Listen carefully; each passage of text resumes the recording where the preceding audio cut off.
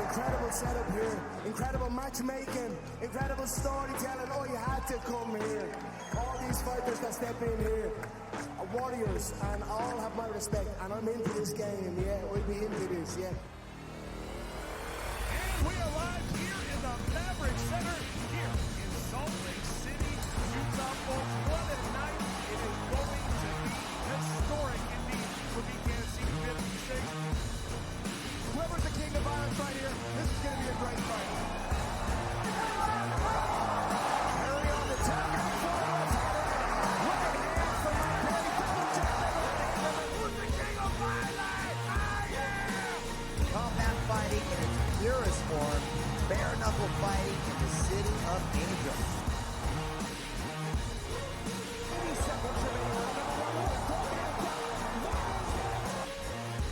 We've got the biggest announcement in the BKFC history we're about to make, so let's make that announcement. What's up, Nookamania?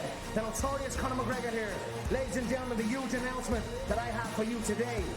Conor McGregor, myself, and McGregor Sports and Entertainment is now an owner of Bare Knuckle Fighting Championship. Welcome to the big leagues. David Feldman, baby, we did it. He's now an owner of BKFC with us, and we're going to take this motherfucking thing all the way to the...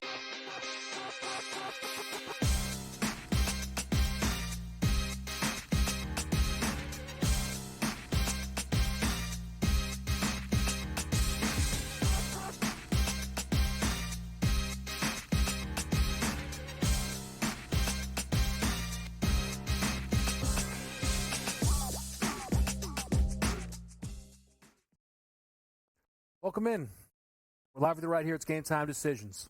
It's a somber Tuesday. Certainly not a dinger Tuesday. Certainly not. Kevin Walsh with you right here on Game Time Decisions. I am truly sad heading into today's show. Little annoyed. I'm trying not to call out baseball, the sport. The baseball, the sport, doesn't deserve that. I think a lesser version of me would blame this on the sport that is Major League Baseball. I'm not going to do that. But for anybody who has no idea what in the world I'm referring to, the Dinger Tuesday promotion has come to a close. In fact, our team here was, I believe, first on the scene, talking with support and finding out that it has ended for the year. And they went as far as to say they're not sure if it will be back next year. Now what? I mean, what are you talking about? What's going on here? I closed yesterday's show proudly telling you, the people, we would not forget about baseball on this year's program. And the next thing you know is the Top Dog Sportsbook says, forget about the sport.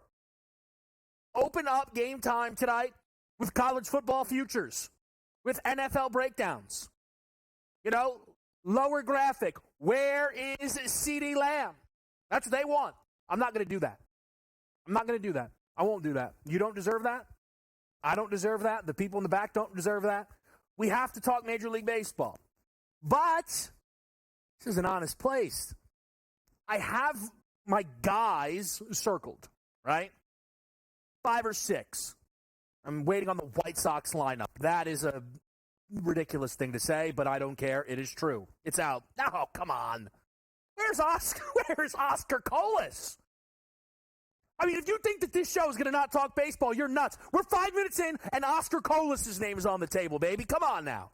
We're fired up. I'm going to bet a national today. I shouldn't do that. I should not do that. All I'm saying is Oscar Colas actually hits lefties, for the record. It would be nice to see the White Sox let the kid get some run. Apparently, they're not going to do that. What a shame. Heartbreaking, in fact. Nevertheless, I'll have 5 guys tonight that I like. I'll tell you the names. Xavier Edwards, Miami Marlins. Alex Call, Washington Nationals. Alec Burleson, St. Louis Cardinals.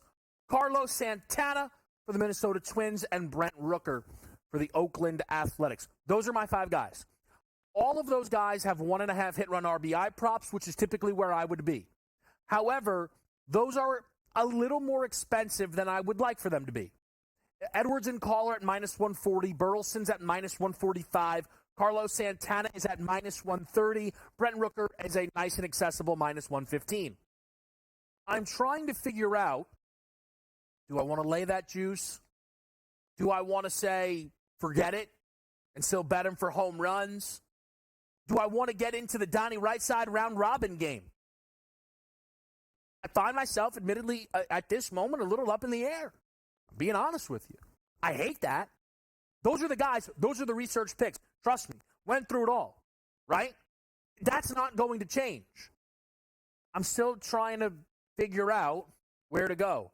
As Adam Schefter tweets about CeeDee Lamb in the middle of this whole thing. Shefty wants the bottom to say, where's CeeDee? Not going to happen. I want an Adam Schefter Dinger Tuesday pick. Find me a major leaguer that went to Michigan. That's probably who he's on. Let's be honest here. Let's be honest. I do have a couple of spots that I like outside of player props, though.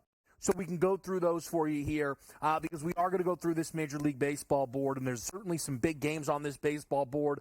Louis Heel going for the Yanks off the Clay Holmes collapse in Williamsport. I know he only gave up one. I don't care. It felt like he gave up 100 for them to lose that game. But I'm not on that game. I'm on money lines with the Mets, and I'm on a money line with the St. Louis Cardinals. I think we've got a pair of good spots in that game. We'll start with the New York Mets. Jose Quintana up against Dean Kremer. Look, the Baltimore Orioles are certainly the better baseball team, right? And the Baltimore Orioles are a very good road team. But the number works here for me. I think you've got Quintana, somewhat bouncy back spot, but more specifically, I think this is Kremer. We call, the reverse, right? This is a sell high spot. 6 innings, 1 earned run. That's not who he is. If you look this season, when he goes out there and gives you 1 earned or less, the next start, 6 earned runs, 3 earned runs, 5 earned runs, 4 earned runs. So Dean Kremer will be had tonight by the New York Mets. I think Quintana less so at home. I think the Mets are a good spot here. I like Fetty against Montas with St. Louis in a very similar price range on that money line. Frankie Montas is not great. Man, I got to tell you, the market this year, it's incredible when you look at ultimately who was traded, right? And Jack Flaherty goes from Detroit over to L.A. Who was the second best pitcher traded from the deadline or that range? You might be shouting some answers out. That's fine. Here's the thing. Maybe this is a little stubborn pride. I can't name the person. So we didn't have stars. I would have known if the answer to that was Crochet or Snell, right? Instead, you had guys almost grabbing inning eaters. We talked yesterday here on the show with Craig Mish about Trevor Rogers, who was going for the Baltimore Orioles. And if you're the Baltimore Orioles, look, and I know that game wasn't Rogers' fault, walk-off fashion. But Francisco Alvarez, hold on now. I mean, let's side note this. That's what I'm talking about, Major League Baseball. Go and watch the Francisco Alvarez walk-off home run. And baseball needs to implement one of their the unwritten rules, right? If you do not celebrate a walk-off like that, I want you suspended 10 games because you're not growing the game. I'm not saying everything, not all bats have to go sky high like Jose Bautista. That's special. That's all time. Saw a good Jose Bautista clip today. Made me chuckle. I'll give you no context on that, other than it's out there. Maybe you've seen it. But I do like the Cardinals here because again, Frankie Montas, we know the name, not a great pitcher. ERA is closer to a 5 this season. And I think you've got Fetty in a really, really nice bounce-back spot here. Gave up 4 earned last time. If you look this season, when he's given up 4+, the bounce-back spots are very, very legitimate, and that's what I'm expecting here for the St. Louis Cardinals. Is Eric Fetty the second-best pitcher that was acquired at the deadline? Maybe. I don't know. I'm open to it. I sneaky might fall in love with the White Sox from here until the season's over. I was on them last night. Lost. Didn't mind it. Didn't mind losing with the Chicago White Sox. They were winning for a while. Maybe the reason I didn't mind it is because I had them plus a run and a half for the full game. And anybody who took that team plus a half a run in the first 5 was absolutely tortured in a scoreless game that saw Chicago score in the top of the 5th and I think give up 5 in the bottom. they're like 50 games back of the Guardians. It's nuts. They're 30-96. They could win out, and it would make no difference. Like, they could have the greatest winning streak in baseball history, and it would make no difference. What an people texting me. They want the Jose Bautista clip. I'll get it to the necessary people. I'm also thinking we go under once again in Rangers Pirates tonight here on this baseball board, man. You see how relaxed and calm I am? I'm at home with the baseball board. I just missed the dingers. Bradford Keller, nice little bounce back spot here for Mitch Keller. I know he's been really, really rough in his last two outings. 7 earned against the Dodgers, 8 earned against the Padres. He's a much, much better pitcher than that. I think you see him bounce back, and I think Bradford's been good for Texas. So I like that game under the 8.5. We're going to continue to knock it down here, though. We'll do a little bit of the WNBA as well. We're live on a Tuesday night. SportsGrid, we got you covered.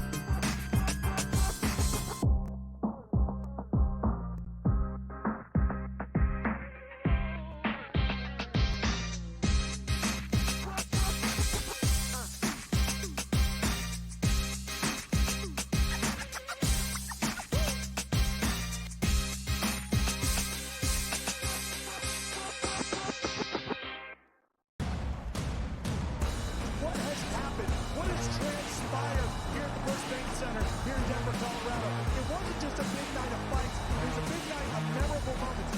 Conor McGregor with us here in Denver, Colorado. Good left hand from Rockhold. Right hand right back from Mike Perry.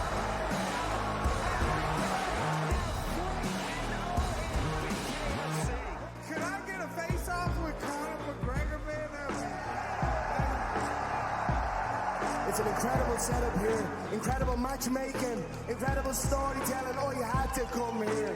All these fighters that step in here are warriors, and all have my respect. And I'm into this game, yeah. We'll be into this, yeah. And we are live here in the Maverick Center here in Salt Lake City, Utah, folks. What a night. It is going to be historic indeed for BKFC 56. Whoever's the king of violence right here, this is going to be a great fight. Perry on the top. Right hand from Mike Perry. Double jab. Who's the king of violence? Combat fighting in its purest form, bare knuckle fighting in the city of angels.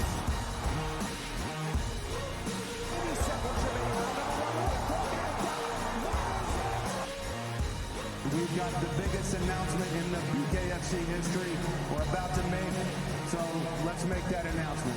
What's up, Knucklemania? The notorious Conor McGregor here. Ladies and gentlemen, the huge announcement that I have for you today.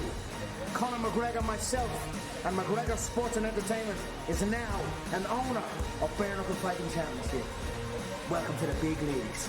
David Feldman, baby, we did it. He's now an owner of BKFC with us, and we're going to take this motherfucking thing all the way to the top now.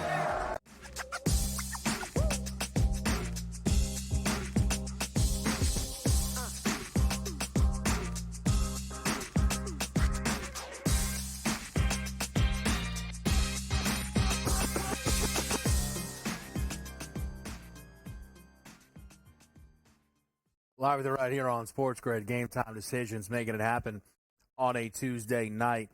We open it up by just kind of going through the board again. I'm going to settle up here with you guys on those player props.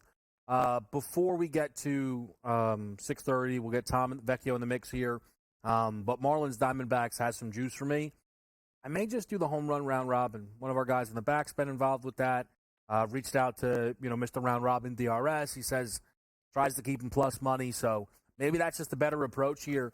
Again, I'm not always desperate to get plus money involved, right?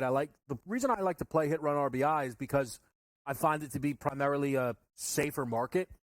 But when you're dealing with minus 130, minus 140 as your normal juice, then you have to have a great night. Like I could, on those 5 guys, go 3-2, and maybe and scrape out even.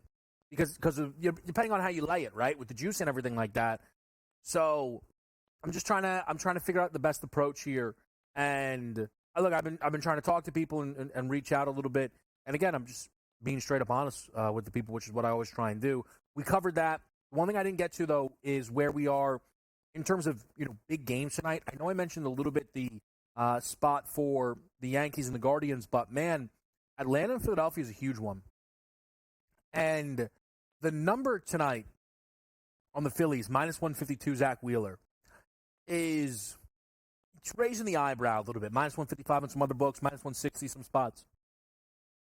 So Zach Wheeler is, keep it National League, one of the 3 best pitchers from a booking perspective, right?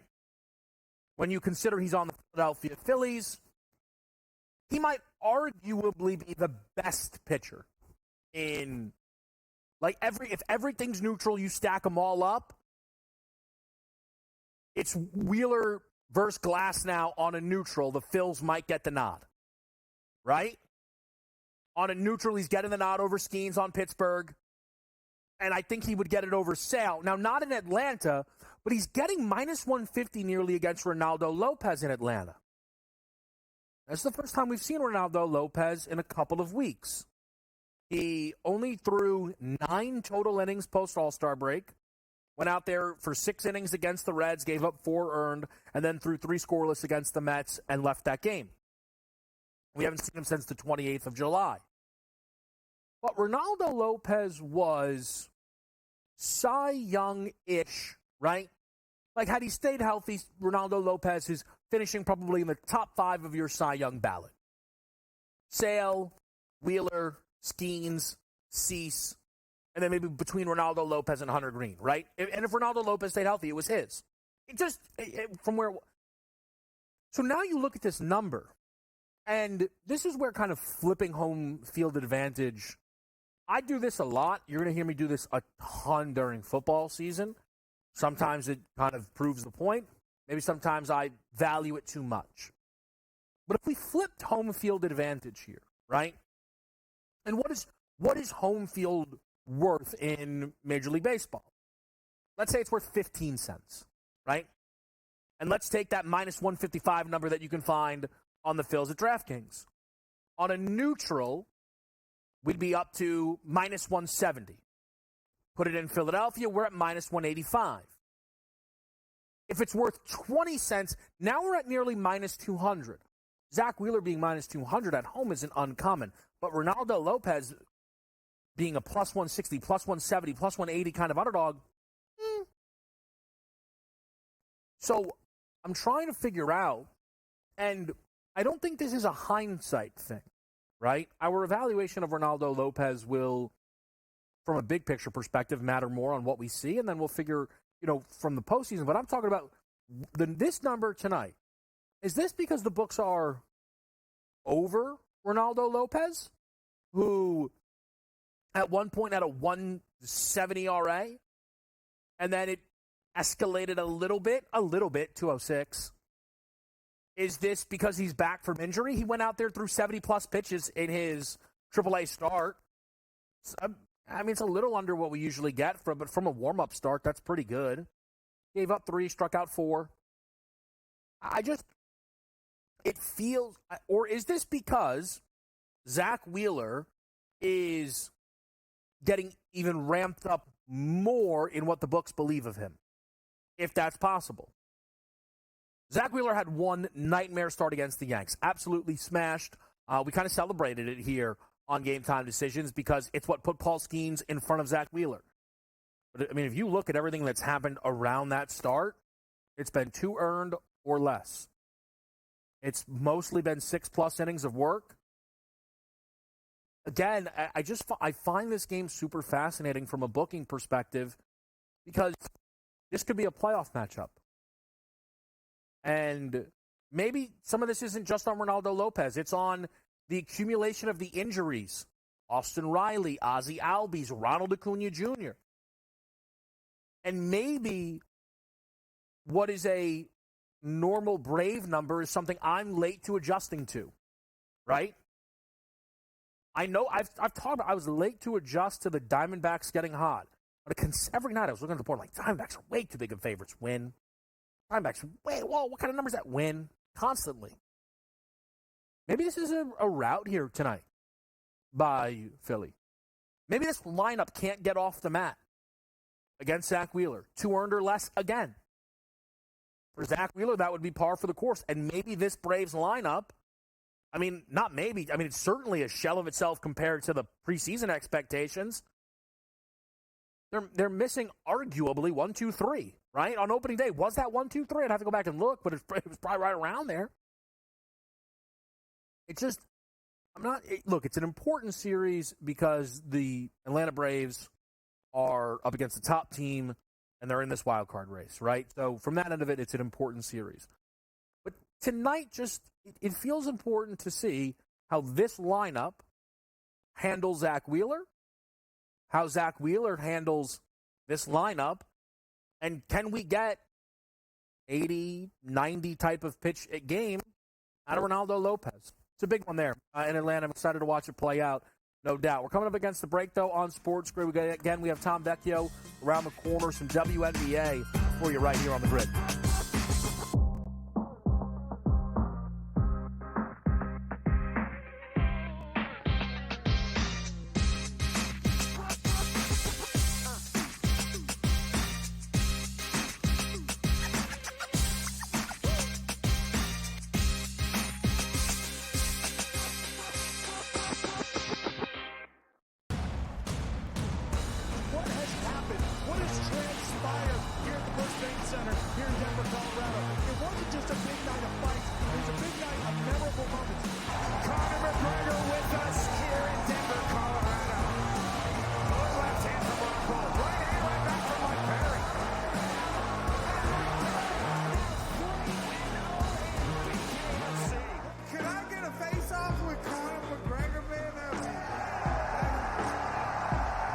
It's an incredible setup here, incredible matchmaking, incredible storytelling. Oh, you had to come here. All these fighters that step in here are warriors, and all have my respect. And I'm into this game, yeah. We'll be into this, yeah. And we arrive here in the Maverick Center, here in Salt Lake City, Utah. Folks, what a night. It is going to be historic indeed for BKFC 56. Whoever's the king of violence right here, this is going to be a great fight. Harry on the top. Right hand from my buddy, double jab. Who's the king of violence? Combat fighting in its purest form, bare knuckle fighting in the city of angels.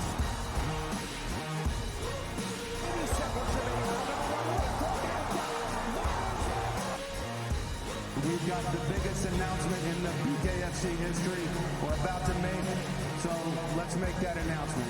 What's up, Knucklemania? The notorious Conor McGregor here. Ladies and gentlemen, the huge announcement that I have for you today. Conor McGregor, myself, and McGregor Sports and Entertainment is now an owner of Bare Knuckle Fighting Championship. Welcome to the big leagues. David Feldman, baby, we did it. He's now an owner of BKFC with us, and we're going to take this motherfucking thing all the way to the top now.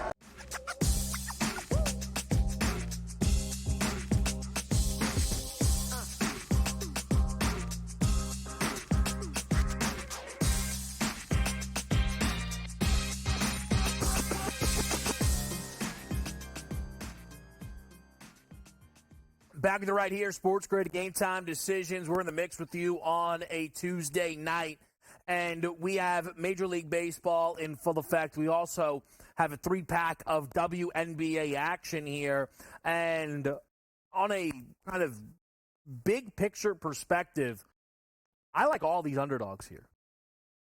I'm not ready to line it up on any of the favorites right now, and I want to go through that.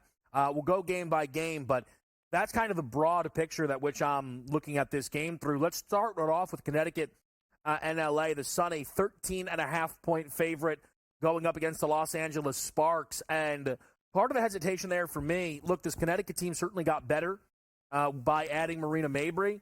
But in the same way, it felt like you could certainly overreact and give them a lot of credit for the win against Dallas. You can overreact and take a lot off of that team for the loss against Atlanta. Lost by 12, held to 70 points. Offense, right away evens back out from what we saw from them again on the road against Dallas. The Sparks, while I know they were absolutely smashed to bits in that opening game against the Liberty, beat down by 16 against the Vegas Aces. They have obviously been tested here to start the second half of the WNBA season. Rakia Jackson continuing to get better. And I do think you can specifically look to Darica Hamby for a much better performance here in this game. Her last 2 games, she scored 20 total points on 6 of 20 shooting from the field. She's just a significantly better player than that. She's really been the best player on this Sparks team throughout this season. And if your best player going up can kind of break through a little bit, I think it's going to help a lot. The other thing is, with that Sun offense kind of flashing its more normal self against the Dream, and this total checking in 158.5, much lower than the total the Sparks played when they went up against the Liberty or went up against the Vegas Aces. It's a lot more difficult to extend and cover a number like you see here tonight on that 13.5 point line. So that's the direction that I'm looking there. Then we get over to game number 2, which is the Storm and the Mystics. It's a 7-point number here. And this is where it kind of, interestingly enough, goes back to one of my prevailing preseason thoughts, which was the Minnesota Lynx were better than the Seattle Storm. And that has so far played out.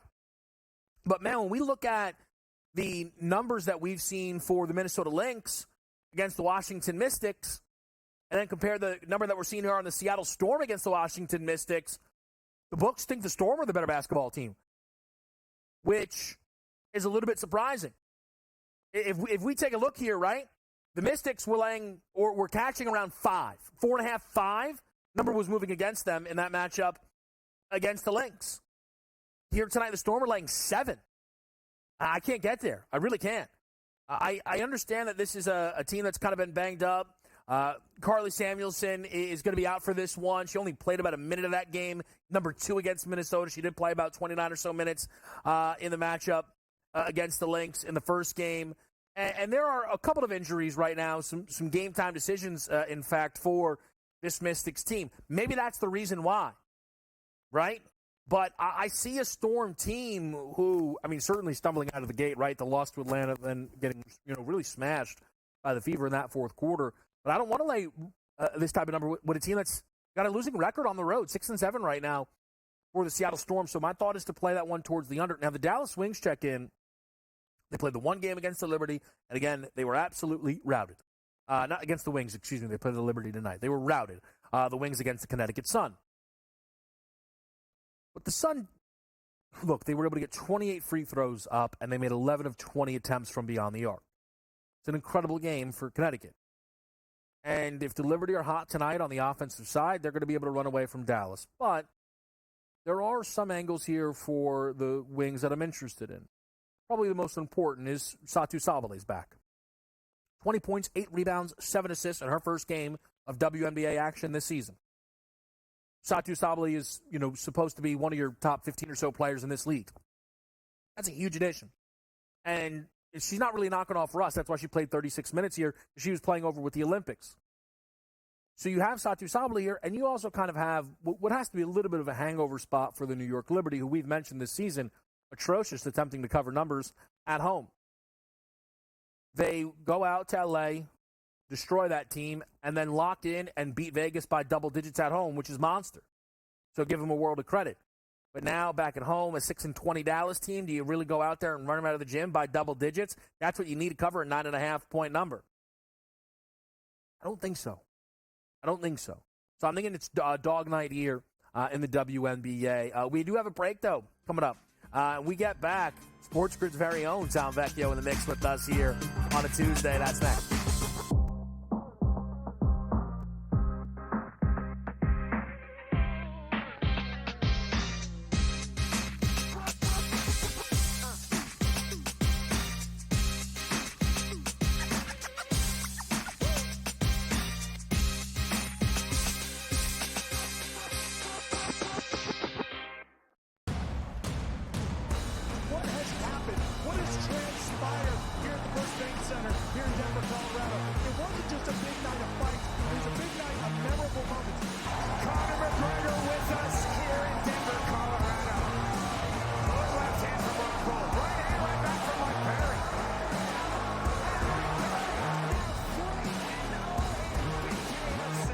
Could I get a face-off with Conor McGregor? It's an incredible setup here, incredible matchmaking, incredible storytelling. Oh, you had to come here. All these fighters that step in here are warriors, and all have my respect. And I'm into this game, yeah. We'll be into this, yeah. And we are live here in the Maverick Center here in Salt Lake City, Utah, folks. What a night. It is going to be historic indeed for BKFC 56. Whoever's the king of violence right here, this is going to be a great fight. Early on the top,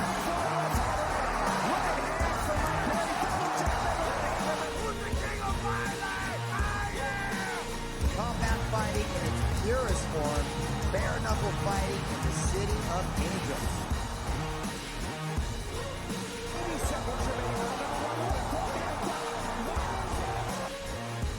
We've got the biggest announcement in the BKFC history we're about to make, so let's make that announcement. What's up, Knucklemania?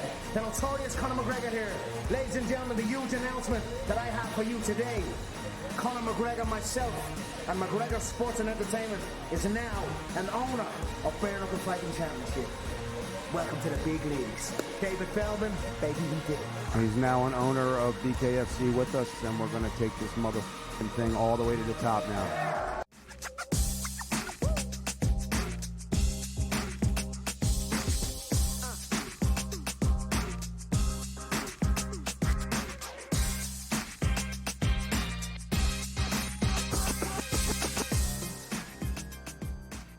Welcome in. Game Time Decisions. We are live on SportsGrid. It is a Tuesday night. It is not a Dinger Tuesday, though. And that's all right. We'll leave that be. And we'll leave what could be an awkward question just on the side of the road. Let's get Tom Vecchio in here, man. Tom, great to have you. How are we feeling on a Tuesday? I'm doing good. Yeah, you said it's not Dinger Tuesday anymore, but there are still plus 200 boosts you can find on DraftKings. So always be sure to use those. Can take a player like Judge or Otani or Jordan Alvarez tonight, who I really like, change that number in a big way. And I know for you, it's something we've talked about in the past, but the number makes the difference. So those type of odds boosts, all of a sudden, then guys that you probably would push to a side, all of a sudden that's the way that you want to attack it. I am curious for you, within those odds boosts, though, is that how you prefer to use them?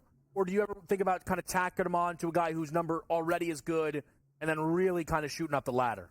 Yeah, I did the latter tonight. I'm open to both, obviously. Like, I think I saw Jordan at plus 280 or something. Like, I would never bet the number, but Jordan at plus 480 is something I love. I took a player tonight at plus 400 and turned him into plus 600. So I'm on board with both. It's a slate-by-slate, kind of approach. Yeah, no, fair enough. Let's, there's one guy you're on that I certainly had eyes on, which makes me feel good about it. In the matchup tonight between Oakland and Tampa Bay, how are we getting involved? Yeah, let's go to Brent Rooker, 4 homers, plus 400. This is the player that he used the plus 200 on, so up at plus 600 is pretty awesome. Righty-righty matchup for him going up against Shane Baz, but 20 of the 29 home runs for Brent Rooker this year are against righty, so this is a great split to target him. It is a bit of a pitcher's park out in Oakland, but there's some wind blowing out the center, which is always nice. He's got 252 ISO versus righties, 43% fly ball rate, 4% hard contact rate, 156 WRC plus. Baz, smaller sample size this year. We know he missed all of last year, but he's allowing a 42% fly ball rate, 46% hard contact rate, and a 397 slugging versus righties. So let's just take that 400, turn it into 600, and we'll go with a solid home run hitter tonight. Yeah, I mentioned being on Brett Rooker as well. I also told people I was going to kind of let them know what I wanted to do with my group of guys. Let's get your other home run shot in here, and then we'll kind of expand on certain different ways to play these guys. Tom, who else are you looking to go deep here?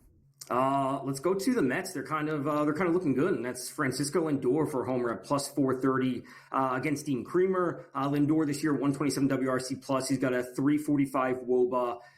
Good underlying metrics: 43% fly ball rate, 36% hard contact rate. Since his last homer, he has 6 batted balls. He's hit over 330 feet, 5 batted balls over 100 miles per hour. So he's crushing the ball right now. He's just not getting home runs, and several of those batted balls hit are over 380. They're just going for outs, which is still good to see.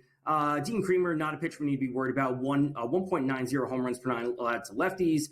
His hard contact rate is only 33%, but his fly ball's up at 44, and we see a 16.9% home run to fly ball ratio, which is bad. and a 419 slugging. So give me the Mets with some more home runs tonight, as we saw a bit of a dramatic one last night. Yeah, that was awesome. Listen, I love that. I think we need more, bat flips and celebrations. Yeah. I like that they shut the lights out. That was electric stuff there from the Mets. You do have a strikeout prop on the card here tonight, right? Yeah, despite being a Yankees fan, I like Luis Gil under 5.5 tonight, sitting at -138. I think this is in for like a true playoff type series between them and the Guardians. He's got a solid 27.9% strikeout rate, but that also comes with an 11.9% walk rate, which is not good. And we look to the Guardians, and since 2016, since I've been writing about baseball, the Guardians have always been a disciplined team at the plate. They have an 18% strikeout rate versus righties with their current active roster. That's the third lowest in the league. They don't waste chances. Yes, there are times they go through where they may not have a ton of power in their lineup, but they certainly don't give away free chances. So while the strikeout rate can be good from Luis Gil, the pitch count can get driven up because of the walk rate. And if the Guardians are not going to be chasing pitches, this seems like an under night for Gil. It's sitting at -138. I'm willing to go there under 5.5. Listen, I love it. Before we get to that, I just want to let people know what I decided to do, and I probably won't do this on the remaining Tuesdays, but it just kind of worked out. I took the 5 guys that I had liked, and I played them all for a home run. That would be Brent Rooker, who Tom mentioned, and that's where I put that little +200 boost. Carlos Santana at +560. Alec Burleson at +700. Alex Call +560. And then a guy that Tom would never bet, not because of the price, but because he does not have the power numbers whatsoever to justify this. Xavier Edwards at 17-1, Tom. We're taking a chance to go deep in a game that's going to start in about 3 minutes.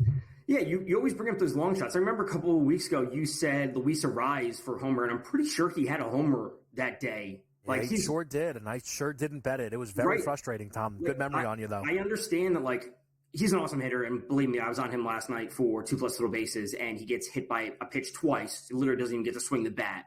But good hitters who still make good contact, they may not have a ton of power. They can still go deep, and taking on that odds that are 12-1, whatever it is.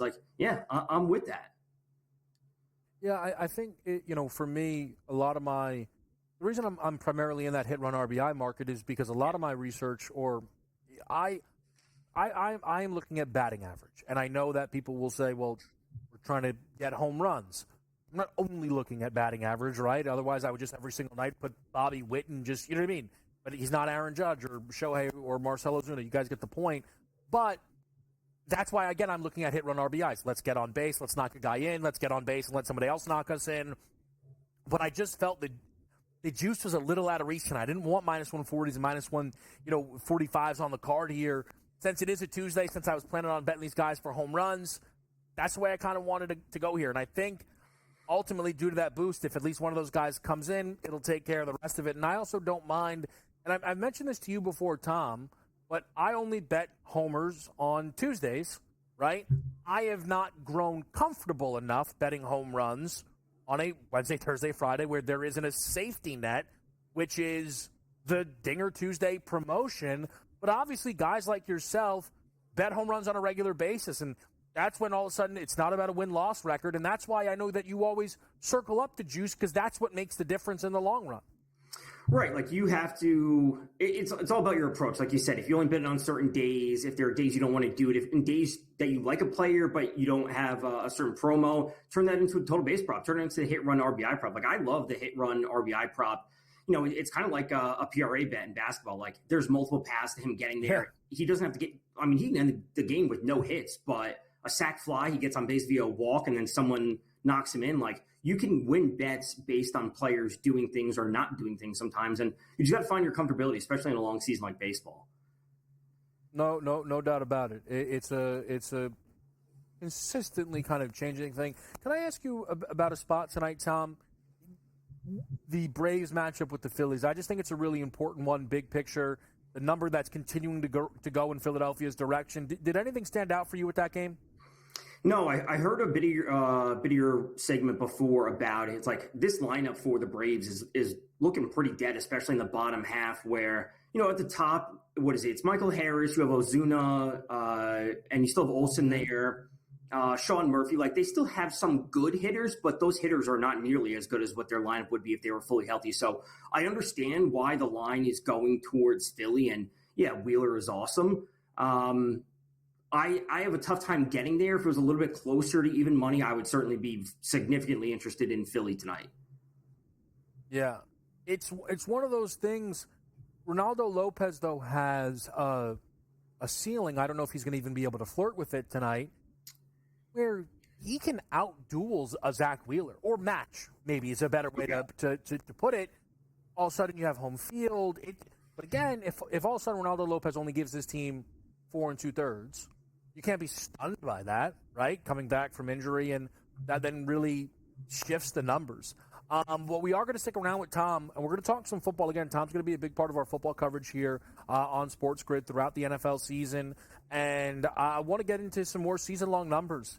Man, there's a name on here that, people shouldn't be too surprised by, because there's some unders on the board. Just think about it. Who's a terrible quarterback that should have never been given the contract he was given? We'll talk about him next.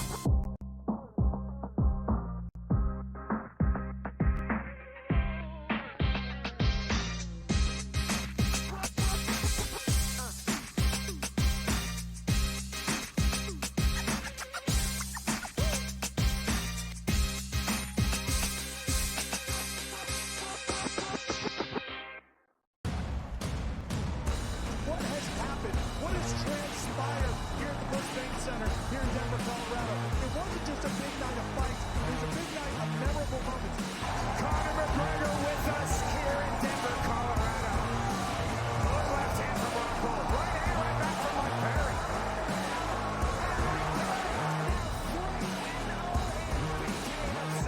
Can I get a face-off with Conor McGregor, man?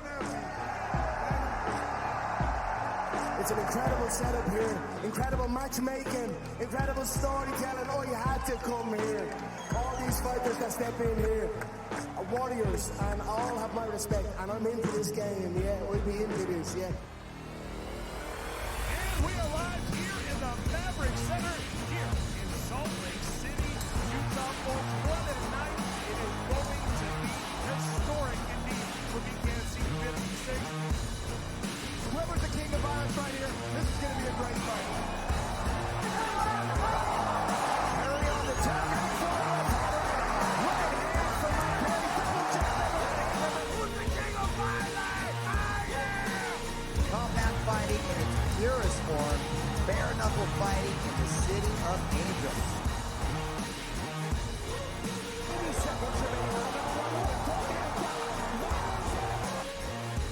We've got the biggest announcement in the BKFC history we're about to make, so let's make that announcement. What's up, Knucklemania? The notorious Conor McGregor here. Ladies and gentlemen, the huge announcement that I have for you today. Conor McGregor, myself, and McGregor Sports and Entertainment is now an owner of Bare Knuckle Fighting Championship. Welcome to the big leagues. David Feldman, baby, we did it. He's now an owner of BKFC with us, and we're going to take this motherfucking thing all the way to the top now.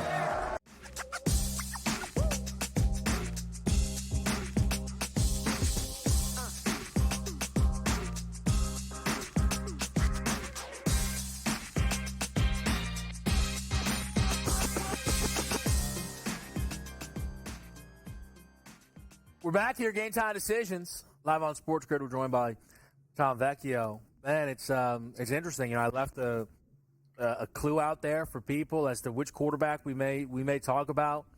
Some people were messaging me; they were a little offended. How would you know who I'm referring to? And if you did maybe I wasn't being unfair. I'm not sure. Tom, there's 2 unders that you have here relating to the quarterback position, but one of them involves passing touchdowns. What's your breakdown in this market? So passing touchdowns are super interesting because, it's not just dependent on the quarterback. There's a lot of different scenarios where, the second quarterback we'll get to, I think, is a complete opposite situation where, we have a quarterback here that may not be, or I don't think is super talented, but he has talent around him. And then what are we expecting from the offense overall? We can look at their touchdown rate on a year-by-year basis, their touchdown rate in their career overall. We can find outliers and kind of adjust for that. So Are we ready to jump into this first player? Yeah, let's do it, Tom. I mean, come on now.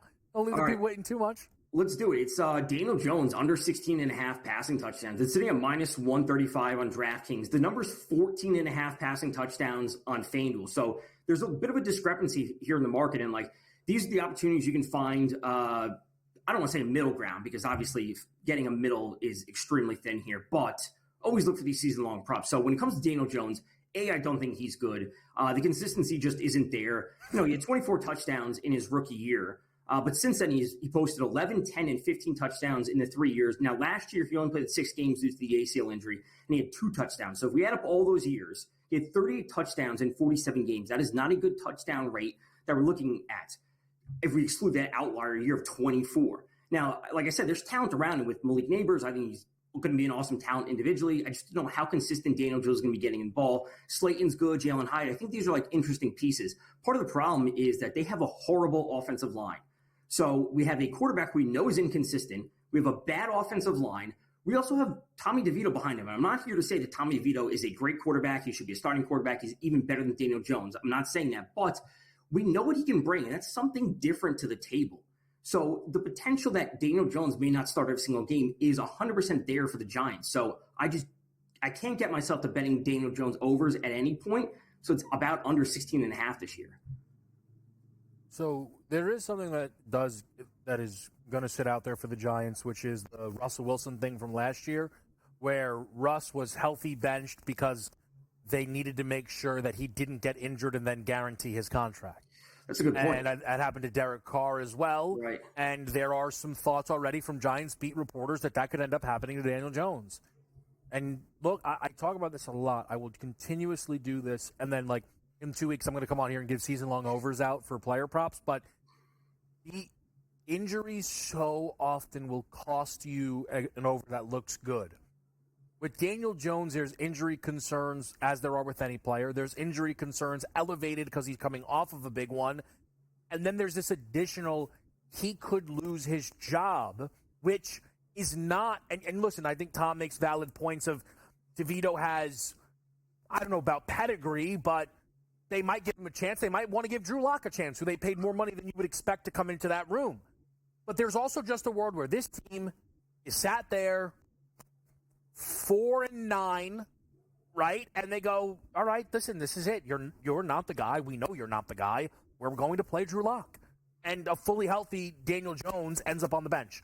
There's another under you got here, Tom. What are we looking at? Yeah, this one is Justin Herbert under 3,575.5 passing yards. And this is kind of the opposite, where I think Justin Herbert's a good quarterback. I think he has a ton of talent, but he's not surrounded by talent this year. And I think the offense is going to put him at a disadvantage. So we know they brought in Jim Harbaugh. Greg Roman is the OC. Run heavy, slow play calling pace from Greg Roman. We know they have Gus Edwards and J.K. Dobbins. When we look at the wide receiver talent around Justin Herbert, it's basically non-existent. Josh Palmer, DJ Chark, Quentin Johnston, and Ladd McConkey. So we have one of the worst receiving cores in the league. This is kind of different than what we have Daniel Jones, where, like, there's some talent at least there with the wide receivers, especially with Malik Neighbors.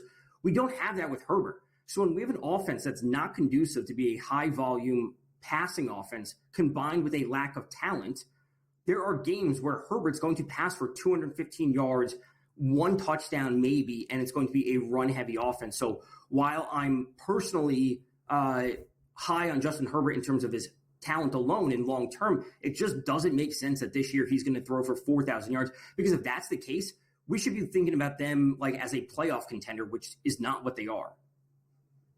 That's what I think is so interesting about the LA Chargers is they bring in Harbaugh and people go, ooh, figure out the coaching room, Herbert, success.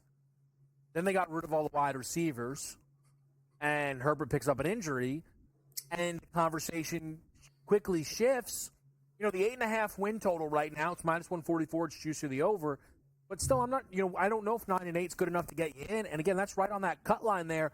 It's been very interesting, Tom, to see how quickly things have shifted kind of on this football team. Yeah, and that's a good point about the plantar issue he's been dealing with the foot. Like, he's out of the walking boot. He should be ready for week 1. But, like, And listen, he's been very healthy. He's been playing in nearly every single game. He played through that rib injury or whatever it was on that Thursday night game against Kansas City a couple of years ago. Like, he's been pretty healthy, but, one missed game in an already bad passing offense doesn't put it in a good spot where he's going to be throwing for 300-plus yards every game. So I'm not high on the Chargers this season, and they went from one of the best offenses with Eckler and Mike Williams and Keenan Allen and Herbert to maybe one of the worst passing offenses in the league. Can I ask you this quickly, Tom, because I know you know the fantasy game well. Where are you at on Lad McConkey, just with opportunity and everything going into the year? Interesting, but, again, if the passing offense isn't going to be conducive and there aren't going to be a high passing percentage team, I think he's more interesting from a dynasty perspective, like simply having him on your roster long-term rather than just this season. Yeah, I think that it makes a lot of sense. It's just fascinating that McConkey could very well walk into being Justin Herbert's wide receiver 1, which is a stunning thing to potentially be the case. Again, that's Tom Vecchio, man. You're going to see more and more and more of him right here on SportsGrid. Tom, we appreciate it. Best of luck with the action tonight. Yep, thanks for having me.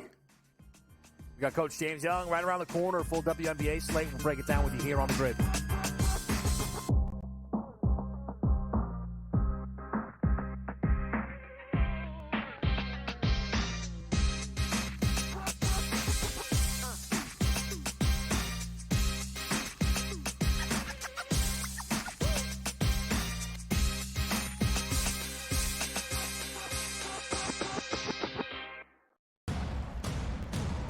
What has happened? What has transpired here at the First Bank Center here in Denver, Colorado? It wasn't just a big night of fights. It was a big night of memorable moments.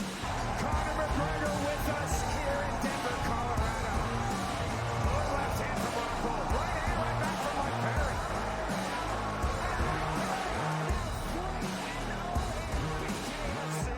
Could I get a face-off with Conor McGregor, man? It's an incredible setup here, incredible matchmaking, incredible storytelling. Oh, you had to come here. All these fighters that step in here are warriors, and all have my respect. And I'm into this game, yeah. I'll be into this, yeah. And we are live here in the Maverick Center here in Salt Lake City, Utah, folks. What a night. It is going to be historic indeed for Kansas City 56. Whoever's the king of violence right here, this is going to be a great fight. Perry on the target for left hand. Right hand from Mike Perry. Double jab. Who's the king of violence? I am. Combat fighting in its purest form, bare knuckle fighting in the city of angels.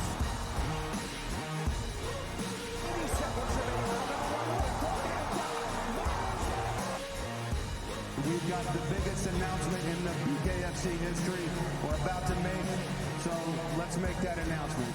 What's up, Knucklemania? The notorious Conor McGregor here. Ladies and gentlemen, the huge announcement that I have for you today. Conor McGregor, myself, and McGregor Sports and Entertainment is now an owner of Bare Knuckle Fighting Championship. Welcome to the big leagues. David Feldman, baby, we did it. He's now an owner of BKFC with us, and we're going to take this motherfucking thing all the way to the top now.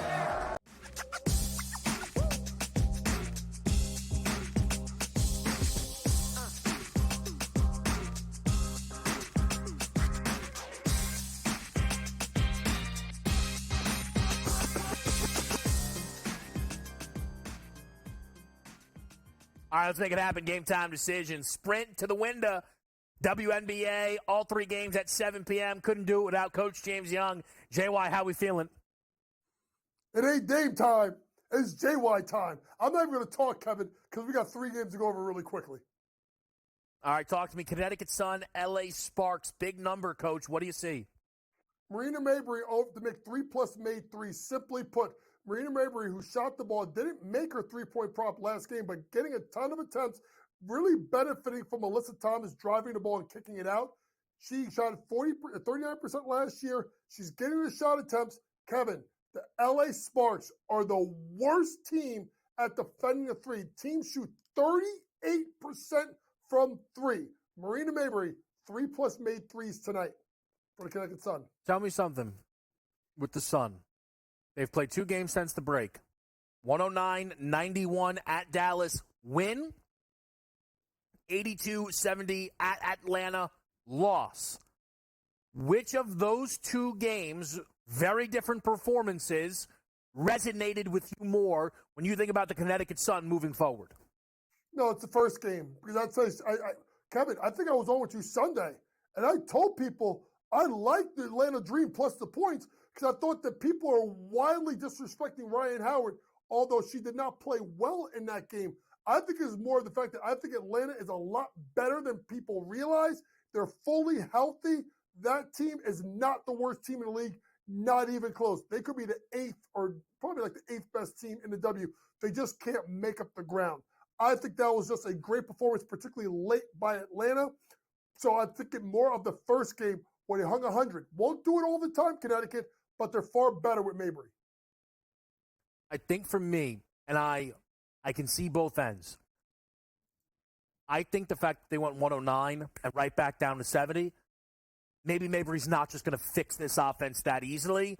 But, man, that performance against the Wings was still super impressive. Dallas is going to look to try, though, and have a much closer game with the Liberty here, JY, on the road, catching 9.5 from Stewie and company. Yeah, I mean, simply put here, the New York Liberty is the best team in the WNBA. They kind of showed that. To me, it's Jonquel Jones. Her double-double was minus 115 earlier in the day. It's down to minus 135. You could take a look at it, or you could just do think of it this way. Jonquel Jones to get 10-plus rebounds and the Liberty just to win is plus 110. So you don't have to worry about the double-double market. So if you think she's getting a double-double tonight, they should win the game. The problem with the Liberty, you notice, K-Dub, they don't cover spreads at home. So if you just take Jonquel to get 10-plus rebounds, New York Liberty to win, plus 110 at FanDuel, if you think she's getting a double-double, just go get the extra 45 cents there and get the 10-plus rebounds and the Liberty to win. I will say quickly on the New York Liberty in terms of, Coach talking about them being, the best team in the league. Right now, the top spot in win shares amongst WNBA players belongs to Aja Wilson. Stewie is second. Jonquel Jones is third. Sabrina Ionescu is 8th. There isn't another Vegas player in the top 10. You have Jackie Young at 13. Nobody else inside the top 20. They have 3 players in the top 8. They have numbers 2 and 3. Again, Aja, look, 7.8 to 5.7. Incredible season she's having. But the Aces, what's made them what they've been has been the depth. This season, the Liberty kind of make that argument. What about Seattle and Washington, Coach, here? About a 7-point line, a Storm laying on the road. Storm hasn't covered, I think, last 4 games, 5 of the last 6. Mystics are secretly good. I don't think the Mystics win, but they're at home. I think they cover the spread, take them plus a point. And really quickly, about the Aces, folks, go do a deep dive. Jackie Young's points, the same as last year. Kelsey Plum, about the same. But they're shooting 7% or less from the floor and about 10% from 3, especially for Jackie Young. Chelsea Gray's shooting splits are down, too. They're getting the same stats, Kevin. They're not being as effective.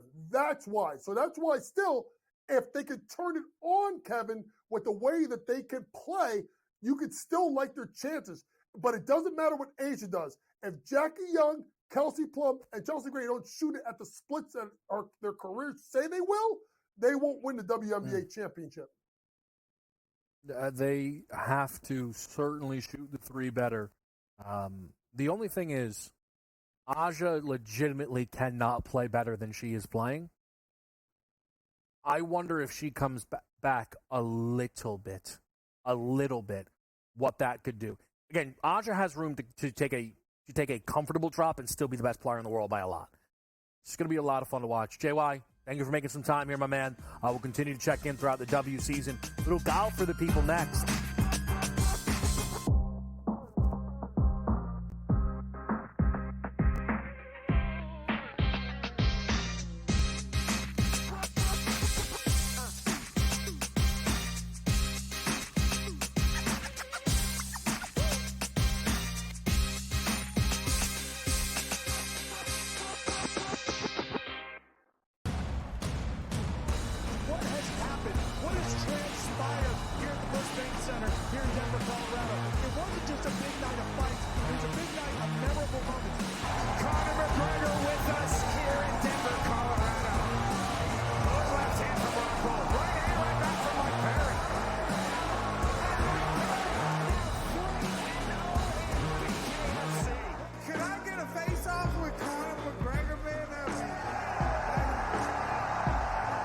It's an incredible setup here, incredible matchmaking, incredible storytelling. Oh, you had to come here.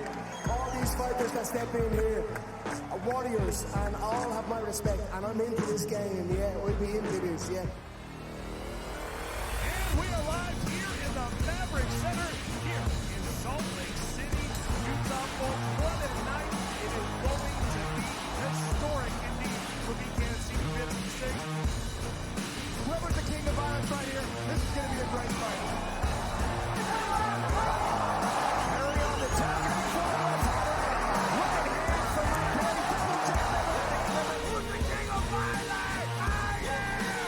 Combat fighting in its purest form, bare knuckle fighting in the city of angels. 80 seconds remaining. We've got the biggest announcement in the BKFC history we're about to make, so let's make that announcement. What's up, Knucklemania? The notorious Conor McGregor here. Ladies and gentlemen, the huge announcement that I have for you today. Conor McGregor, myself, and McGregor Sports and Entertainment is now an owner of Bare Knuckle Fighting Championship. Welcome to the big leagues. David Feldman, baby, we did it. He's now an owner of BKFC with us, and we're going to take this motherfucking thing all the way to the top now.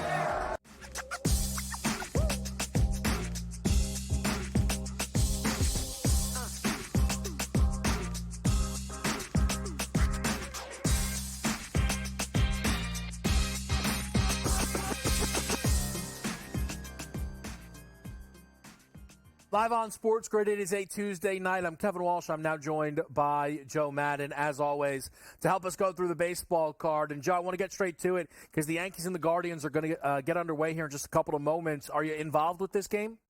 Yeah, absolutely. Looking at this game, I love the under, Kevin. We look at both of these teams, and I do trust the pitching matchup coming out here. Hill will come out for the New York Yankees, and for the Cleveland Guardians, we have Boyd makes his second start. Now, he was phenomenal in his first start, and while he could give up a couple of runs, I still do look at the bullpens between these two, and I have so much faith in the Cleveland Guardians bullpen here. They've got a 2.67 ERA, and the Yankees bullpen isn't that far behind with a 3.71. So give me a lower scoring game, the under 8 coming in at minus 110 for this one, Kevin.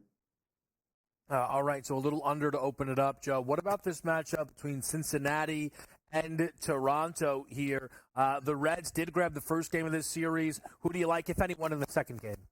Okay, looking at the second game here, you know that I'm not biased and bet on my Toronto Blue Jays a lot. So when I do, I really do believe that this team is able to get the win. I'm looking at the Toronto Blue Jays in the first 5 innings. So you know I don't trust that bullpen. But with Barrios coming out here, he's been so solid as of late. He's got a 2.77 ERA in his last 4 starts. And I do think in this one, he's going to be really able to limit the Reds. On the other side of the coin, we have a Carson Spears coming out. As a starter, he has a 5.40 ERA, so I can't trust him enough to limit the bats here of the Toronto Blue Jays. I do think Toronto's able to win the first 5 innings. It's coming in at plus 100 on the run line, laying the half a run, Kevin.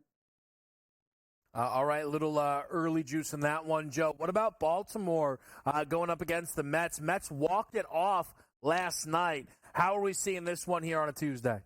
I'm looking for Baltimore to come out so strong here versus Jose Quintana. In his last 3 starts, he's got an ERA over 6. He's given up 9 runs in his last 2. So I can't trust him out here, especially against the bats of the Baltimore Orioles. Now, the Baltimore Orioles have a team total of 3.5. Sorry, you're going to have to lay so much juice to the over 3.5. And I don't blame you if you want to go that route, Kevin, but I'm taking the over 4.5. I'm ulting that number. That will get you plus 120 here.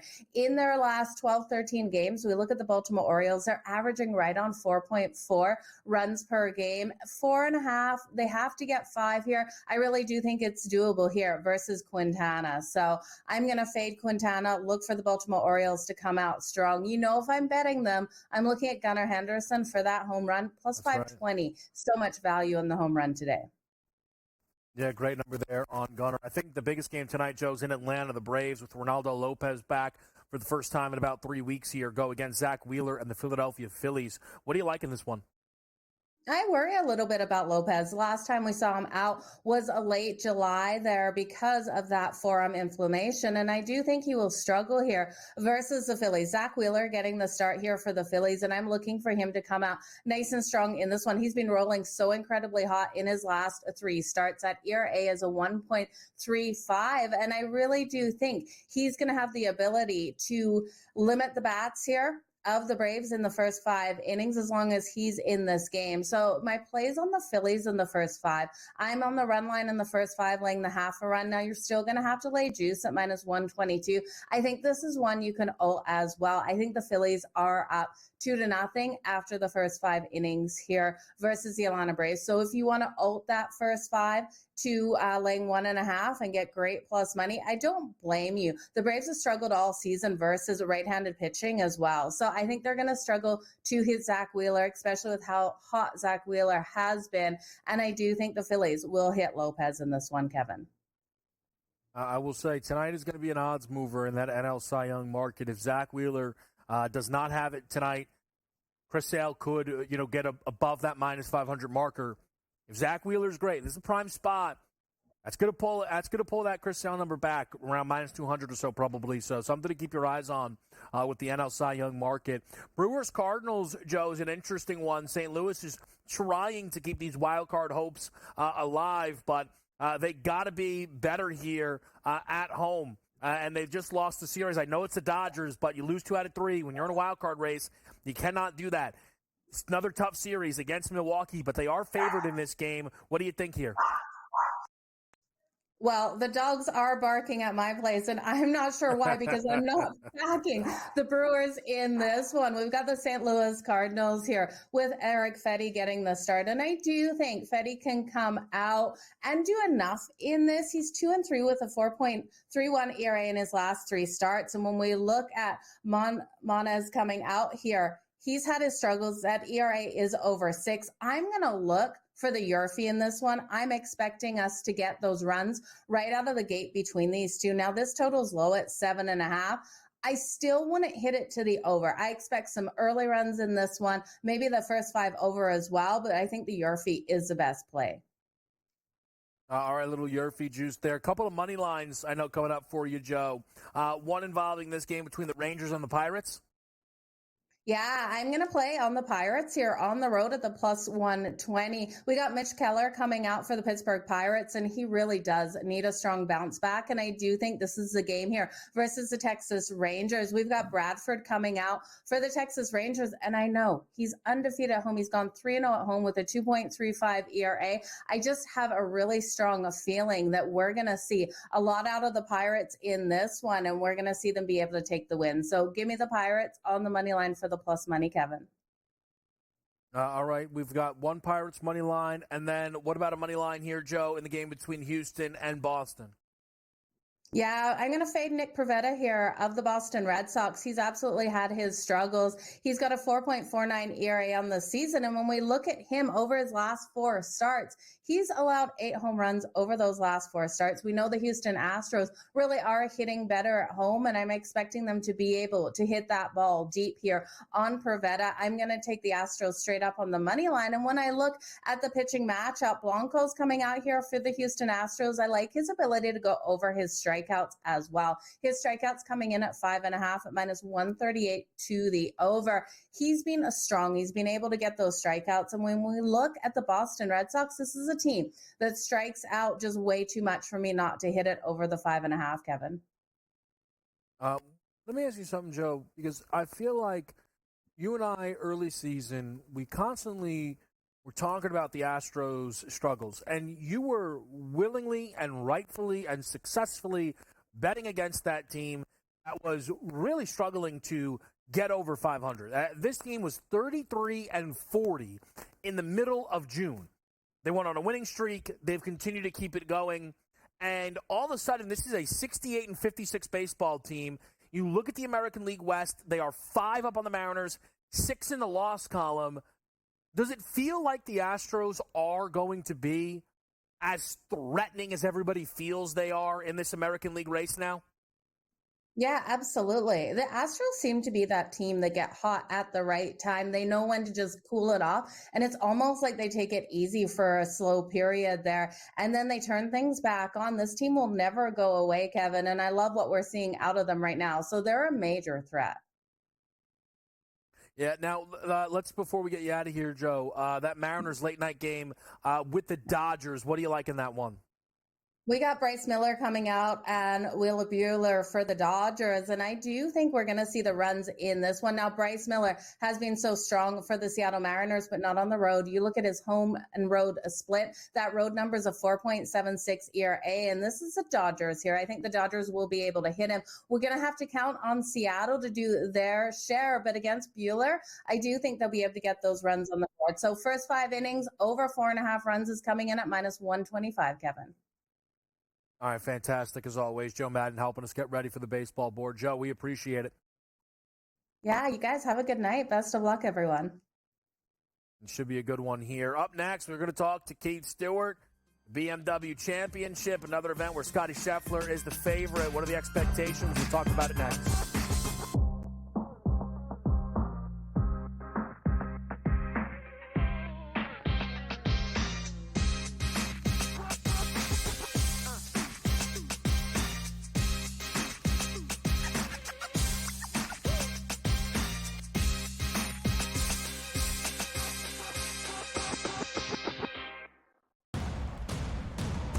What has happened? What has transpired here at the First Bank Center here in Denver, Colorado? It wasn't just a big night of fights. It was a big night of memorable moments. Conor McGregor with us here in Denver, Colorado. Good left hand from Rockhold. Right hand right back from Mike Perry.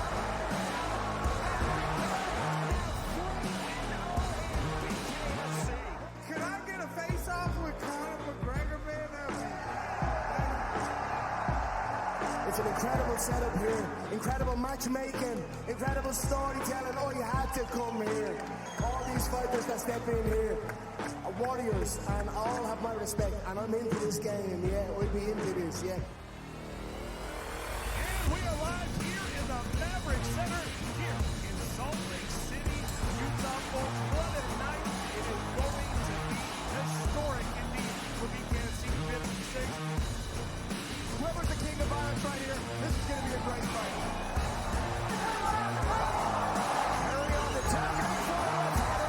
Right hand from McGregor. Double jab. Who's the king of violence?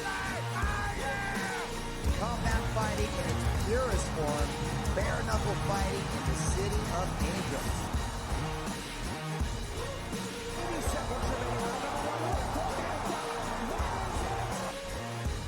We've got the biggest announcement in the BKFC history we're about to make, so let's make that announcement. What's up, Knucklemania? The notorious Conor McGregor here. Ladies and gentlemen, the huge announcement that I have for you today.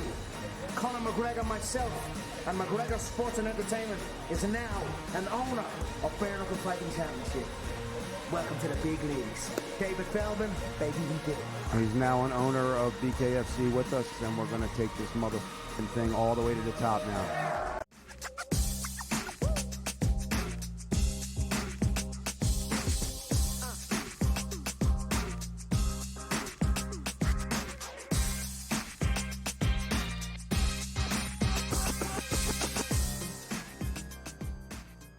All right, live right here on SportsGrid. We're joined by Keith Stewart, who is out at the BMW Championship. The FedEx Cup playoffs are ongoing. And, Keith, it should be a great, great weekend of golf here.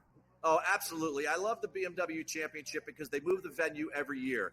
And this is an old, familiar spot for us on the PGA Tour. You know, the guys played the International here from 1986 to 2006, and it was a regular tour stop, and it came right after the PGA Championship. But now they've brought it back. 8,000 yards on the scorecard, par 72, Jack Nicklaus design up here in the Rockies. It is absolutely spectacular. The views, the drone footage you're going to see this week, and the 400-yard drives they're tough to believe, but they're happening, Kevin. They're happening. I am sure they are. I want to start by tying in last week with St. Jude into this week. And you look at the board, Scotty's going to be first, and at this point, Xander's going to be second. Yep. The third best odds to win is Rory McIlroy. Last week, Rory McIlroy was a bottom 3 golfer at St. Jude. Look, nobody's going to ask Rory to win every tournament, and I know everyone's allowed to have a bad week. Tied for second to last? That was pretty stunning, Keith. What did you make of that from Rory, and how, if at all, does it translate to this week? Well, I love walking the range on days like today and especially tomorrow, watch the last preparations, and Rory had some bounce in his step. He was very positive in the press conferences, and he looked like he was really buying into what he was doing.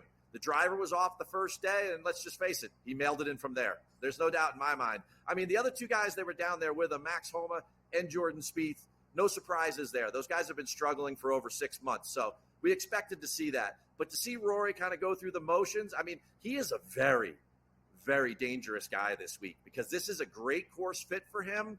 A guy plays Nicklaus courses very well. I don't know that he could just bounce back all of a sudden, but I tell you what, it's not often in the playoffs for golf that a guy can go from worst to first in 1 week. I mean, you're just not going to see Xander and Scotty and Hideki and those guys that far down the board and then bounce back. Man, I'm concerned about Rory. He might just need a reset and start over for 2025. But for right now, third on the board, he's definitely not third in my mind. And what makes it so odd, not to spend too much time on Rory, but the disaster with the U.S. Open, we didn't see him for a month. He ends up getting a T4 at the Scottish Open. You give him, a lot of credit for that. Misses the cut, right? At Royal Troon. Stunning. But then he goes to the Olympics and finishes T5, which he'll take. And then he would have missed the cut if there was a cut to miss, basically, right, last week. That is such an odd 2 months of golf, Keith.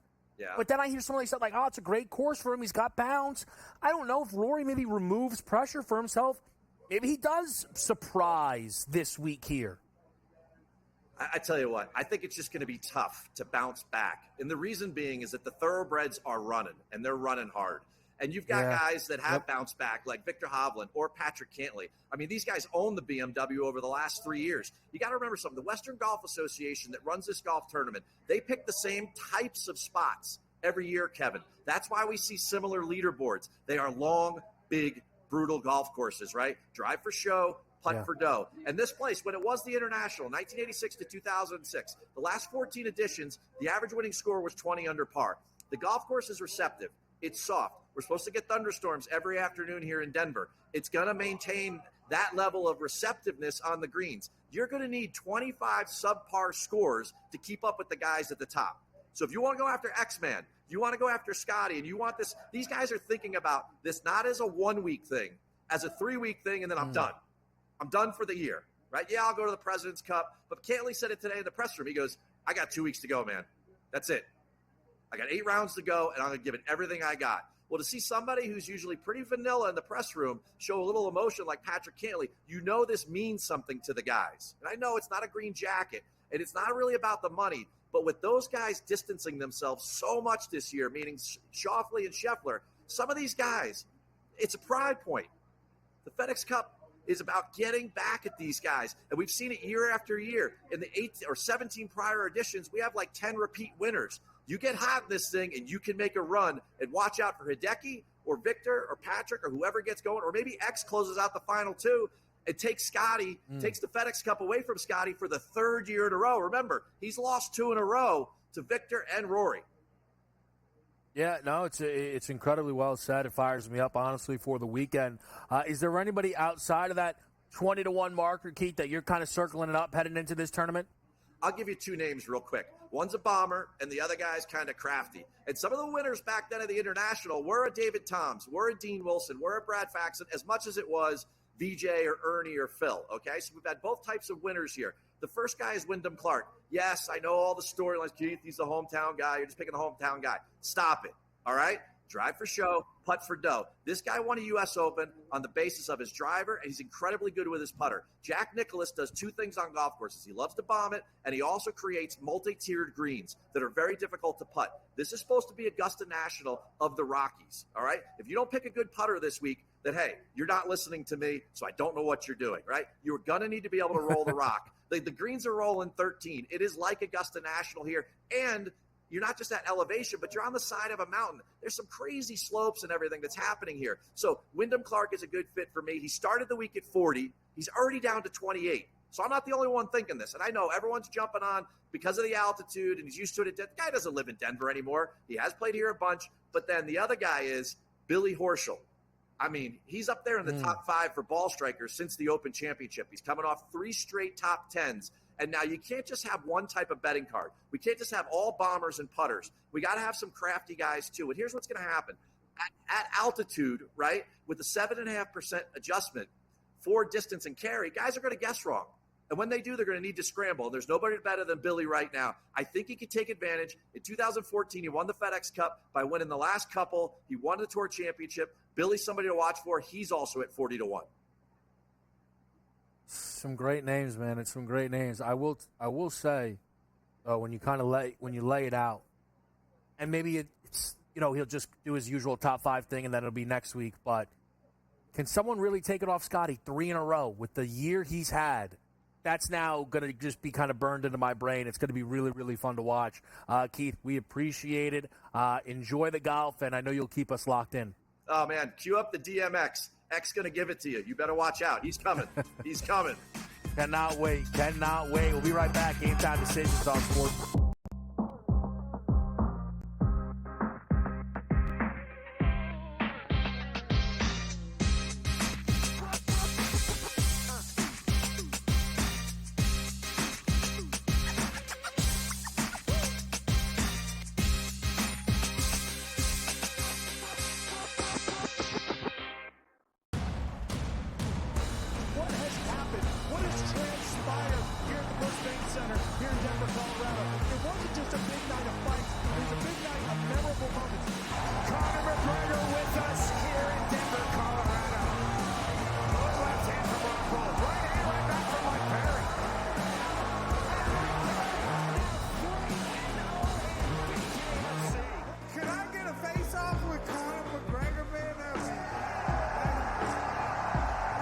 It's an incredible setup here, incredible matchmaking, incredible storytelling. Oh, you had to come here. All these fighters that step in here are warriors, and all have my respect. And I'm into this game, yeah. We'll be into this, yeah. And we are live here in the Maverick Center, here in Salt Lake City, Utah. Folks, what a night. It is going to be historic indeed for BKFC 56. Whoever's the king of violence right here, this is going to be a great fight. Harry on the top. Right hand from my buddy, double jab. Who's the king of violence? Combat fighting in its purest form, bare knuckle fighting in the city of angels. 80 seconds remaining. We've got the biggest announcement in the BKFC history we're about to make, so let's make that announcement. What's up, Knucklemania? The notorious Conor McGregor here. Ladies and gentlemen, the huge announcement that I have for you today. Conor McGregor, myself, and McGregor Sports and Entertainment is now an owner of Bare Knuckle Fighting Championship. Welcome to the big leagues. David Feldman, baby, we did it. He's now an owner of BKFC with us, and we're going to take this motherfucking thing all the way to the top now.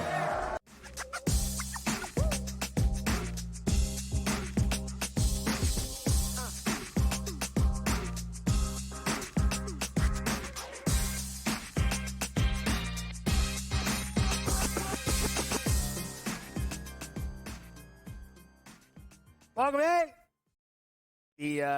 The big dogs for the Yanks appear to be doing their thing. Juan Soto goes deep and makes it 1-0 New York. And according to my sources, Aaron Judge has done the same, which would make it 2-0. I mean, assuming he got the right update, to be fair. I mean, I probably shouldn't even. Oh, I did. Aaron Judge's a monster. I saw the other day, I think it was 57.5. 57.5. I wonder if he can get to 60 again, right? We all like the round kind of numbers there. But we hit this a little bit the other day. I'm not going to go too long on it, but Judge's trending towards one of the 15 best offensive seasons in league history by WAR, which is a fair metric, just relatively, just something to keep in mind. Updates on your baseball board. Not a lot of home runs to go around. Yanks, I know, just put 2 on the board. I think there's only one other home run outside of that. 1-0 Diamondbacks. They did score in the first on a Jock Peterson single that scored Corbin Carroll. Colorado scored in the first against the Nats. Ryan McMahon with a base knock in that one that brought home Ezekiel Tovar. It is 1-0 right now for Toronto. Wagner with a base knock in that ball game. That brought home Varsho there. I was thinking about a Spencer Horowitz play in that game. I left it alone, though. But if somebody was going to jump off the page, that's who it would have been in that game between the Blue Jays and the Reds. We have 2-0 right now in favor of the Orioles. Santander hits another.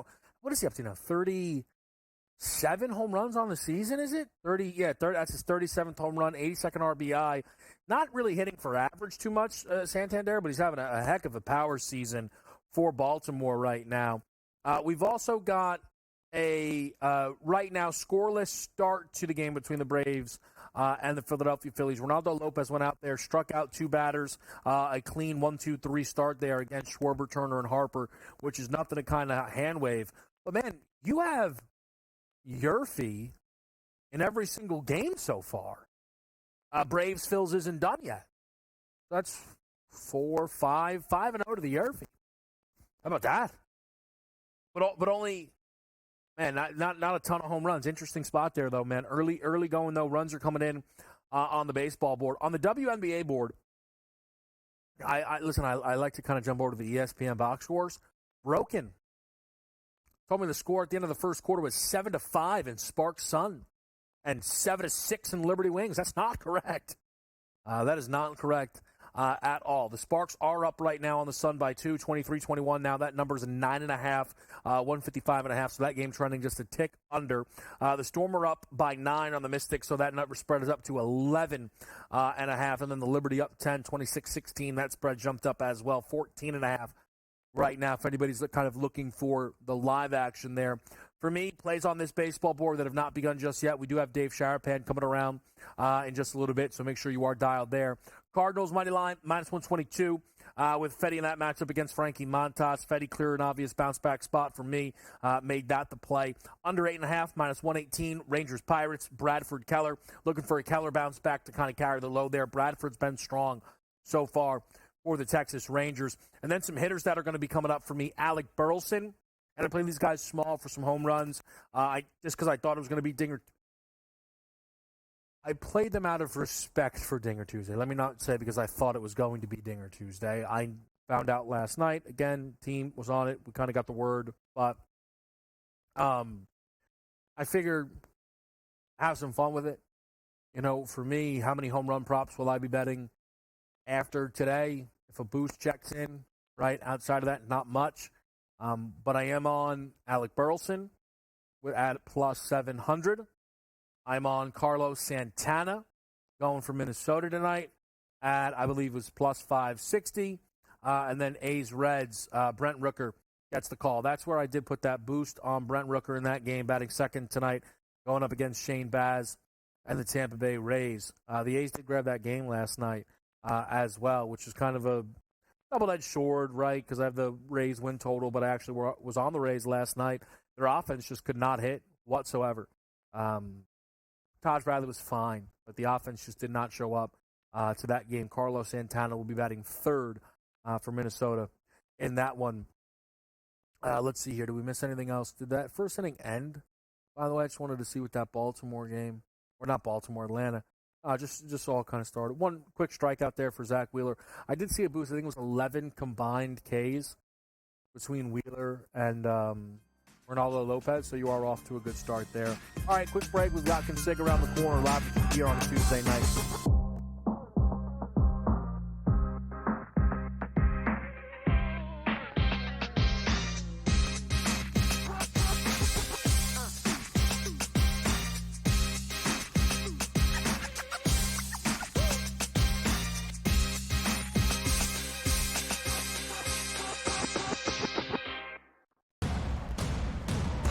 What has happened? What has transpired here at the first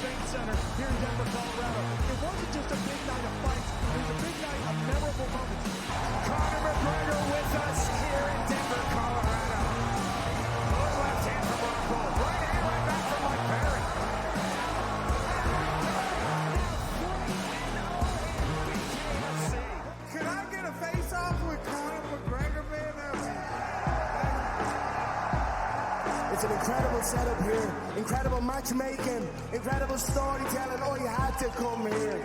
All these fighters that step in here are warriors, and all have my respect. And I'm into this game, yeah. We'll be into this, yeah. And we are live here in the Maverick Center here in Salt Lake City, Utah, folks. What a night. It is going to be historic indeed for BKFC 56. Whoever's the king of violence right here, this is going to be a great fight. Carry on the top.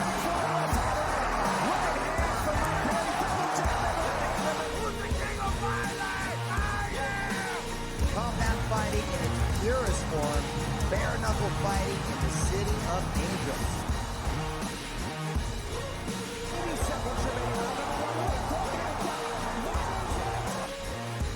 We've got the biggest announcement in the BKFC history we're about to make, so let's make that announcement.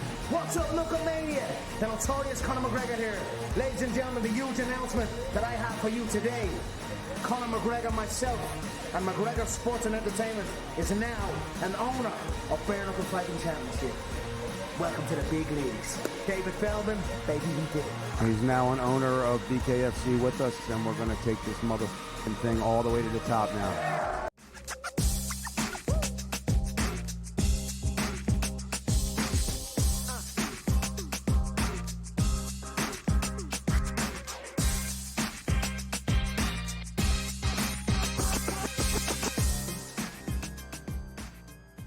I'm right here, GameTime Decisions in the mix on a Tuesday night. And I am, we're going to wait. Consig's going to get in here in a minute. I kind of joked a little bit about CeeDee Lamb at the top of the show and, spending time talking about CeeDee. There was kind of some reports that Jerry Jones said the Cowboys talks with CeeDee has been promising. It's just odd that this is how the NFL still is. When you kind of make those sport-to-sport comparisons, I know it's difficult. But in the NBA, and probably part of it is because of the structure of it all, right? Like Jason Tatum is worth a max contract, so he's going to get the max contract. Like Boston doesn't hold out. They just make him the highest paid player in league history when a year ago they made Jaylen Brown the highest paid player in league history. The Dallas Cowboys are sitting there running in circles with CeeDee Lamb. And it's August 20th. It's very sloppy, right? Think about, it's so odd, man. Think about your own personal life, your own job. And think about your own frustrations that you have at that place, right? Where you're how do we operate this way? How are we letting this get to the last minute? How have we not sorted this all out, right? Everybody goes through it, right? At some place you've been at, you've experienced that. And one thing you probably tell yourself until you've been at enough places is, man, I bet it's not like that there.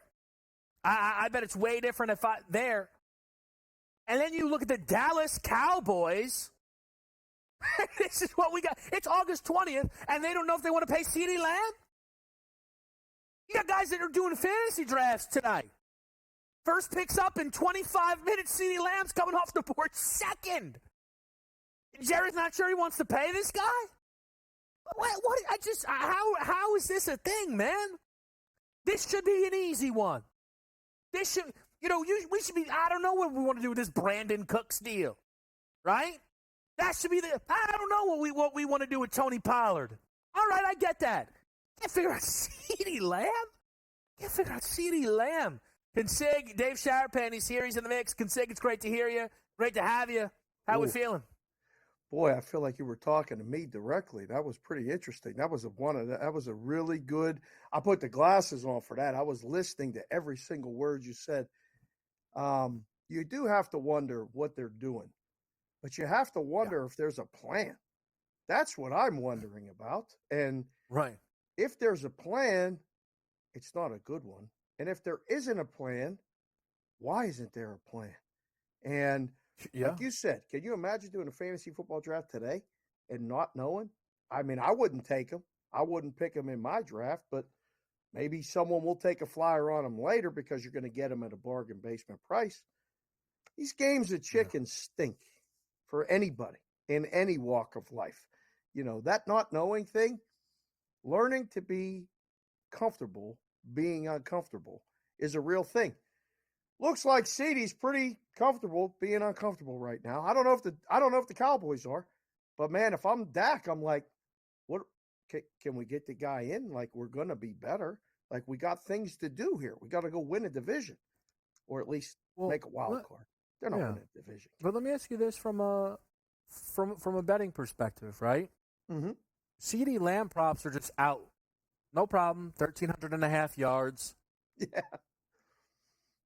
Is that the books being like, he's going to sign? Yep. Or nobody's clicked enough on under? Like, what is the thought there that because if it was a game day, right? Mm-hmm. This wouldn't be the situation, right? Mm-hmm. We know sometimes we get to an NBA game, right, to make that cross-sport comparison. We have a Joel Embiid question. No Sixers props until 6 p.m. You're not getting them. We don't know what to do. These CeeDee Lamb numbers are here without a care in the world. The 1,300.5 is not adjusted. It's the same number as Justin Jefferson's, and he got paid. So why did they just leave the CeeDee number out there? KC signs. You got the number up because you made the number with him playing. You can do the number with 17 games, with 16 games, somewhere in between. Like, you think he's going to play every game. So you put the number somewhere up there and then wait for him to sign. But they're doing exactly what you said. I've done it myself. When you put these numbers up, you wait for him. The only thing that changes it is if he's not playing and if they don't sign him.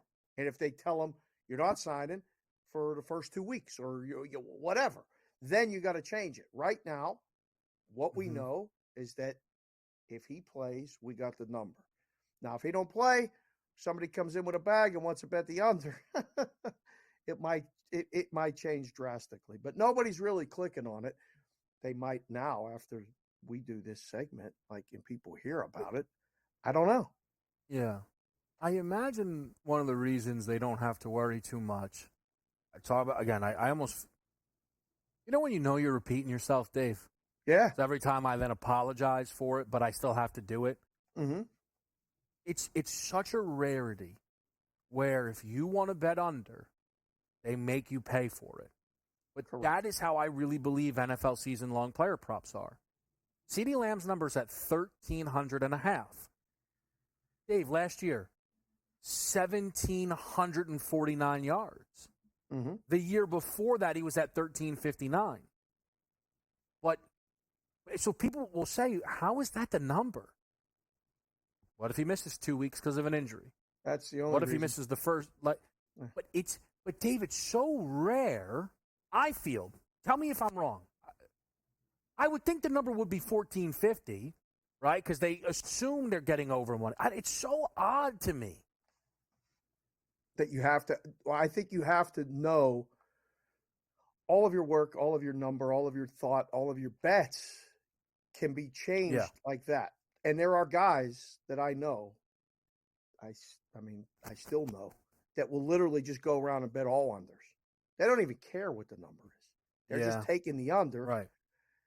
And they're kind of like my buddy Crackman calls them sour rooters when they sit behind you at a slot machine and root for you to lose so they could jump in and take the win. They're sour rooters that bet. And they come in and they bet unders because they're rooting for the guy to get hurt. They're guys sometimes that don't bet the don't pass line on a craps table, hoping that that's what happens. So the book knows that. And again, the books are always booking to the limit players. The public doesn't move numbers, never did, never will. At least anyone that I know that's doing it, they're not moving because they got 100 bets on one side and 2 on the other. If the 2 on the other is the side that they want to need or been told that they're going to need. So, yeah, those season wins are tricky, K-Dub. They would be, you would have a field day in the room. We would have discussions every day on stuff because They don't even get adjusted with good preseasons. The only thing they get adjusted on is we ain't here in camp, or we're not playing, or a guy who impacts his play, like a quarterback, might impact a receiver's yards. Right. It's just, I think what's so stunning, and I just wanted to try to pull up, like, so the public, right, to make it simple, ESPN's player projections for fantasy football, because this stuff is applicable. That's where people sometimes they down talk fantasy a little bit, I feel, in respects to betting, and they shouldn't do that. Has CeeDee Lamb at 1,408 yards. 100 yards is not insignificant, I would say. Like, there's a part of me, it almost feels like it's not a good number, but again, it's like, no, we know that. Like, we know, like, we are not begging you to bet. We are begging you to bet more overs than unders because we think we will win out in the long run through the injuries. Right. And with the way football is, it seemingly does work that way. We'll stick it right here. We'll update that baseball board. SportsGrid.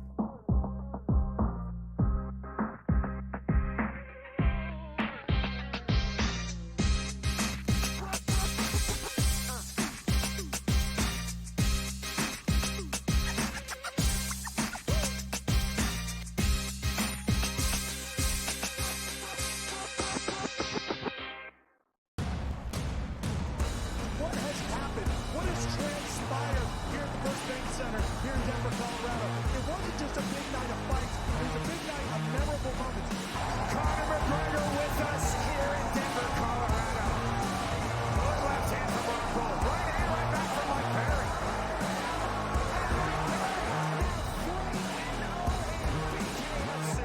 Could I get a face-off with Conor McGregor, man?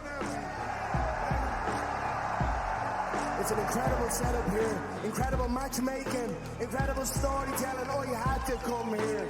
All these fighters that step in here are warriors, and all have my respect. And I'm into this game, yeah. We'll be into this, yeah. And we are live here in the Maverick Center here in Salt Lake City, Utah. Folks, what a night. It is going to be historic indeed for the Kansas City 56. Whoever's the king of violence right here, this is going to be a great fight. Perry on the top. Right hand from Mike Perry. Double jab. Who's the king of violence? I am. Combat fighting in its purest form, bare knuckle fighting in the city of angels. 80 seconds remaining. We've got the biggest announcement in the BKFC history we're about to make, so let's make that announcement. What's up, Lookamania? The notorious Conor McGregor here. Ladies and gentlemen, the huge announcement that I have for you today. Conor McGregor, myself, and McGregor Sports and Entertainment is now an owner of Bare Knuckle Fighting Championship. Welcome to the big leagues. David Feldman, baby, we did it. He's now an owner of BKFC with us, and we're going to take this motherfucking thing all the way to the top now.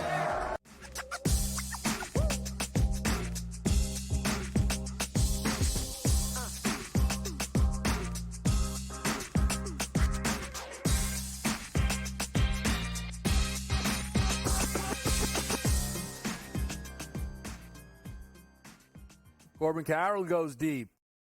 2-0 Arizona. It's 2-1 now with the Yanks and Cleveland. 4-1. Toronto's opened that up a little bit. Georgie Springer puts 2 on the board with a home run there. Baltimore added. That's 3-0. And then the Phils are kind of threatening against Ronaldo Lopez. Dave, what did you think about that Atlanta number today? They got up to around plus 130 at home against Zach Wheeler. Yeah, I saw the overnight number and I liked the Phillies, and then I was like, wow, that's really flying. It's Wheeler's game, and I think for the Braves to win tonight, it has to be an under. If it's not an under, it would be very surprising if the Braves win. So I don't know. The market is really starting to, I don't want to say like just fall away from the Braves, but these Mets just keep coming, and the Braves have Sale and then a lot of question marks. And I don't know. I mean, we got Wheeler and Lopez tonight. We got Nola and Freed tomorrow. So this is a playoff series for the Braves. I mean, almost every series they have is a playoff series. The two NL West teams are distancing themselves in a wild card. Hell, one of them might even catch the Dodgers and win it. But it looks like they're going to get 3 in. The other one, I mean, it's pretty much going to come from the NL East. I'm done with the NL Central. It's the Brewers, and that's it. So when I think of that number, little high, but I'm watching it now, and they do have guys on, and Lopez has got to get through this first inning. Otherwise, you give Wheeler a couple-run lead early, might be a wrap, K-Dub.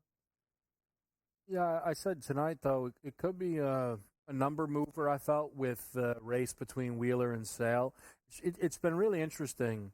When we were, when it was Skeens, Sale, Wheeler, I'd said I felt, Wheeler felt a little overvalued. Now I feel like they've put too much separation there between Sale and Wheeler. Yes. But we'll see what happens here. This is, like you said, I think this is an important game because it's one of those things, and I caught myself when I was looking at the number, kind of we were talking about here on the show, it's maybe not just, we don't know what we're getting out of Ronaldo Lopez, but it's adjusting the power rankings on this Braves lineup that when you look at day one to now, no Acuna, no Albies, no Riley. Yeah. You hear that and you think, what, they give the whole day off? Would they give the whole crew off? What are they? This is the day before the All-Star game? What's going on here, right? So, but if Wheeler goes out there dominant, when they're counting the numbers, they're going to be like, it was a bad Atlanta he faced. That's not what you're going to hear, right? Mm-hmm. These numbers, they shift so much, though. It's so interesting. Like, the voters, are they moving as much as the market is with these performances? I would imagine the answer is no. No, I don't think so. I just found out that like 30 people vote for this. It's 30 people vote. And these markets swing on a lot of guesswork, a lot of opinion. They're fun to book. And they're fun to bet. They're even fun to talk about content-wise on shows. I don't know how much handle it all does anymore because, like the MVP races have been decided. Like, I don't think you would take a bet on an MVP in either league for like a month. Like, All-Star game might have been the last time you even talked about it or took a bet on it. So you have to move these other numbers and try to get other bets if you're trying to create handle, which the books are doing every day, especially in the back end of July and early August before football season starts. So, because you only have so many chances to do it. If he throws a gem tonight, K-Dub, that gap is going to narrow. Let me ask you something. I was going to leave it alone. Football season's coming. Yes, it is. Have you heard me mention Dinger Tuesday today? I've been with you now for about 20 minutes, and I have not. And I got to be honest, I wasn't watching before that, but have you mentioned Digger Tuesday? I bet the no. I've mentioned it because I told everyone, hey, just so everyone knows, they canceled it. They decided, all right, thanks. It's been a good year. You didn't have Judge today? Judge already homered. Someone in the back did. No. That's good to know. You got Xavier Edwards at 17-1. That's not the point, Dave. I don't know. I can't really figure it out, and I'm not sure. And I think you'll agree the booking you did applies to, like, who decides whether Dinger Tuesday promos stick around or not. But I've heard people say, they're getting ready for football season. The heck does that mean? What does that mean? What do you? Hey guys, football season's coming up. Keep your money today. That doesn't make any sense. That can't be what's going on. The guy is off. The guy is off that does the Dinger Tuesday promo. The guy's no, off. he's not. Or you might have got. He's off. Dave, we reached out. They told us we reached out. The crew reached out. Great work. Good investigative journalism. It's done for the year, and it might not be back next season. Weren't even expecting that. Wow. Wow. I don't really? even know why I don't know what happened. Oh, A little odd to me. trimming the fat. This is a weird time of year. A lot of people in the content space don't know their future. A lot of people in the book space don't know their future. And they get told, we don't need it. We don't want it. We're not going to do it. It stinks. Wow. No more Dinger Tuesday the rest of the year. Games are getting good. I mean, this is the most high leverage games. Like, we still got baseball during the week. There's no football on Tuesday, Wednesday, Thursday. I'm surprised by that. But also, football doesn't start this week. What the hell are we doing? What are we doing? What are we Long doing? vacation time. Yeah. But I see, and this is where you're telling me that there's a guy in the back who's counting up all the. It's got to be automated. It's got to be automated. Yeah. Like, it's got to be a robot that sends me the free bets. It's just odd. And I say that in defense of baseball, a sport I typically prefer to be rooted towards. Yeah. Why are they sending a big sign up that says, hey, do college futures and stop talking Yanks Guardians? It's weird. Be right back.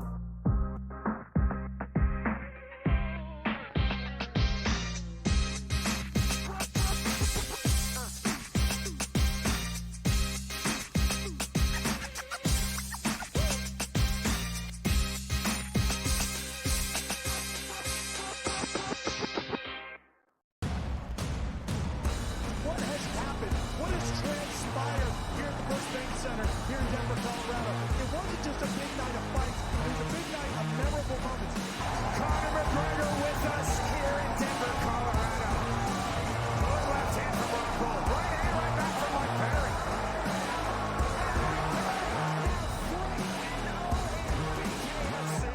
Can I get a face-off with Conor McGregor, man? It's an incredible setup here, incredible matchmaking, incredible storytelling. Oh, you had to come here. All these fighters that step in here are warriors, and all have my respect. And I'm into this game, yeah. We'll be into this, yeah. And we are live here in the Maverick Center here in Salt Lake City, Utah. Folks, what a night. It is going to be historic indeed for the Kansas City 56. Whoever's the king of violence right here, this is going to be a great fight. Perry on the target. Right hand from Mike Perry. Double jab. Who's the king of violence? I am! Combat fighting in its purest form, bare knuckle fighting in the city of angels.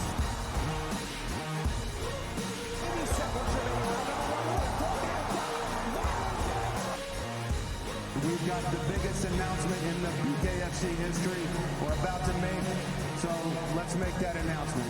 What's up, Knucklemania? The notorious Conor McGregor here. Ladies and gentlemen, the huge announcement that I have for you today. Conor McGregor, myself, and McGregor Sports and Entertainment is now an owner of Bare Knuckle Fighting Championship. Welcome to the big leagues. David Feldman, baby, we did it. He's now an owner of BKFC with us, and we're going to take this motherfucking thing all the way to the top now.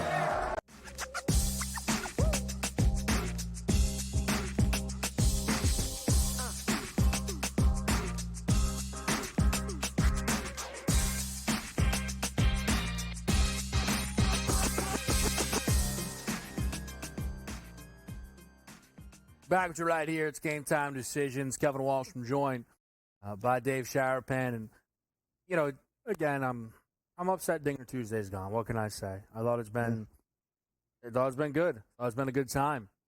Let me ask you, Dave, though, on a day like today, right? I mean, the baseball hand, when does the drop-off happen, or has it already happened in terms of baseball betting?